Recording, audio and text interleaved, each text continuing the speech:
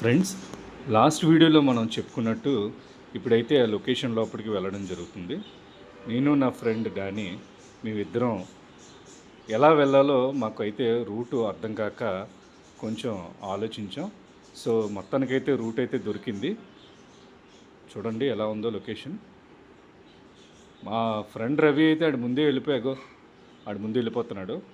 So మేమైతే వెళ్తున్నాము.